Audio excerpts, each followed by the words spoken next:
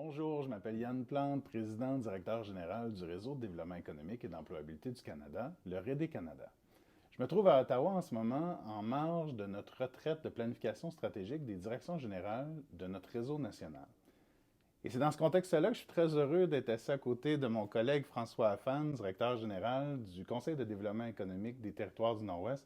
Bonjour François. Bonjour Yann. Alors François, malheureusement, vous avez eu des enjeux importants avec les feux de forêt l'année dernière, mais parle-nous de façon générale, là, c'est quoi les enjeux économiques au territoire du Nord-Ouest pour les communautés francophones en particulier, mais qui sont peut-être semblables à la population générale là-bas?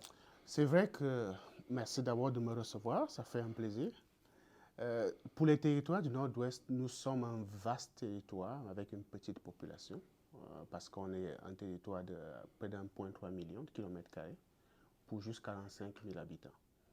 Mais là, cela étant dit, on a une diversité de la communauté qui fait en sorte que on a des francophones, on a des anglophones, on a 11 langues officielles, dont le français et l'anglais ne sont que deux parmi les 11. Donc on a 9 langues autochtones. Donc pour ce qui est spécifique à la communauté francophone, je dirais que c'est les mêmes défis que la communauté majoritaire anglophone. C'est des défis d'intégration, des défis d'accès à l'emploi, mais spécifiquement pour la communauté francophone, ça va être des défis de survie. Il faut garder la vie de la communauté francophone, vivre en français, étudier en français et travailler en français. Donc ça, c'est vraiment un défi qui est spécifique. Au-delà du défi qui est propre à tout le monde, spécifique aux communautés francophones, c'est vraiment la survie de la communauté francophone en tant que communauté de langues officielles en situation minoritaire. Et dans ce contexte-là, ben, le Conseil de développement économique des territoires du Nord-Ouest existe, offre des services sur différents axes stratégiques. Parle-nous-en un petit peu des services que vous offrez, puis si jamais il y en a un qui est plus populaire en ce moment, tu peux peut-être nous en parler, nous expliquer pourquoi. Merci beaucoup. Comme organisation, nous sommes à la base, nous sommes une organisation francophone et nous le demeurons d'ailleurs. Mais on a développé une expertise qui fait en sorte que nous offrons des services à toute la communauté. Donc on travaille dans les deux langues, l'anglais et le français. Tu sais, je suis toujours un grand fervent de la politique qui veut que si vous voulez qu'il y ait des services en français de qualité et des services en anglais de qualité, donnez-les à une organisation francophone parce qu'elle va s'assurer que le français reste, mais que les services en anglais sont offerts. Donc, c'est un peu ça la politique. Comme service, nous offrons des services en immigration, donc tout ce qui va de l'attraction, la promotion des territoires jusqu'à l'accueil, l'établissement et l'accompagnement en emploi. Ça, c'est vraiment tous les services en accueil, établissement, en immigration. Nous avons aussi tout le volet de l'intégration même au marché du travail. Et on offre des services, on gère l'unique centre d'emploi des territoires du Nord-Ouest. Et ça, c'est le service le plus populaire, justement, parce qu'il est utilisé par toute la communauté francophone, anglophone, autochtone et le reste. Ça représente à peu près 1500 visites, 1500, 1600 visites individuelles qui se traduisent en 5000 visites, 5 à 7000 visites. On tourne maintenant autour de 7000, un peu plus de 7000 visites par an pour tous les territoires. Ça, c'est énorme. Mais ça, c'est des services d'accompagnement à l'emploi. À côté de ça aussi, nous avons des services de développement économique, donc démarrage d'entreprise, croissance d'entreprise, recherche de financement, que nous accompagnons aussi les chercheurs en entrepreneuriat en français ou en anglais. Comme j'ai dit tantôt, nous sommes une organisation qui a développé une compétence qui va aider la communauté. Donc voilà un peu les grands axes. Nous sommes aussi le pendant francophone de l'Office de tourisme des territoires du Nord-Ouest, qu'on appelle NWT Tourism.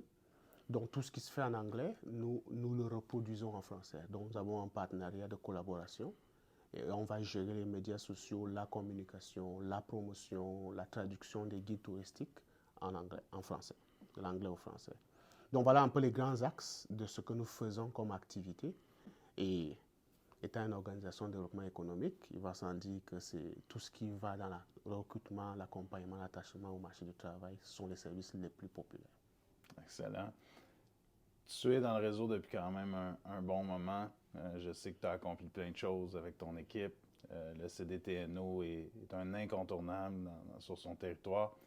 Est-ce qu'il y a une histoire à succès qui te touche plus, que tu as envie de nous parler pour démontrer de façon très concrète ce que vous accomplissez sur le terrain?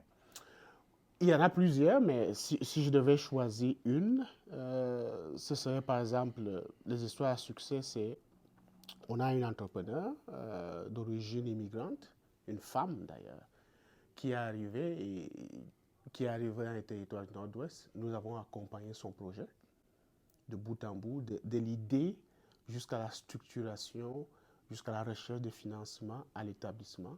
Maintenant, elle est établie. Elle gère une compagnie qui fait non seulement dans tout ce qui est service traiteur, vente de nourriture. On l'a même accompagnée dans le processus. Elle est en phase de commencer à vendre ses produits dans les supermarchés. Donc, tout le processus d'accréditation. Et ça veut dire, l'entreprise s'appelle My African Cuisine.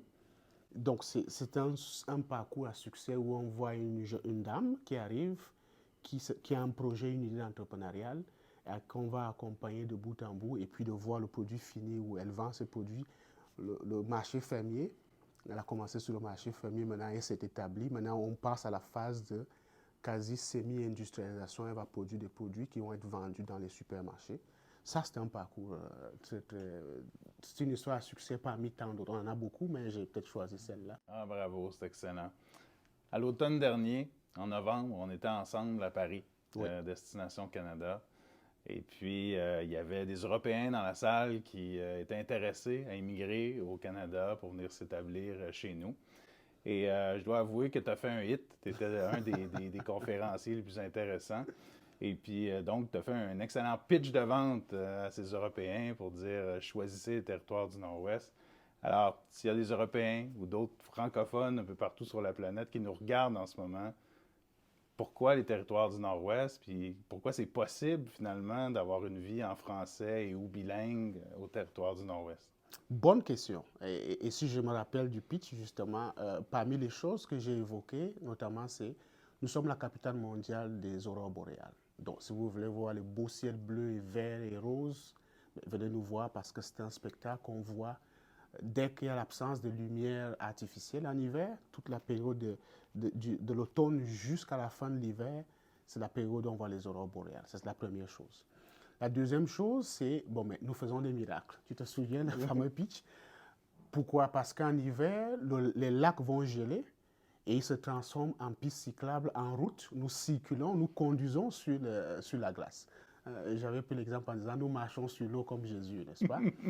Et l'autre chose également qui fait la particularité, c'est financièrement, c'est intéressant. Il y a des revenus intéressants pour une famille. Il y a un bel équilibre vie familiale, vie professionnelle, parce qu'on est à 5 minutes, 10 minutes d'un coin de pêche. On peut faire de la randonnée, on peut faire du ski, on peut faire du ski de fond, de la motoneige. Donc, on a un rapport à la nature qui est très bon. Donc, venez nous voir, vous gagnez beaucoup d'argent et puis vous avez une vie qui est balancée et équilibrée. Ah, fantastique. Merci François. Continuez votre excellent travail au territoire du Nord-Ouest, puis à très bientôt. Merci beaucoup, je te remercie Yann et bonne journée à tout le monde.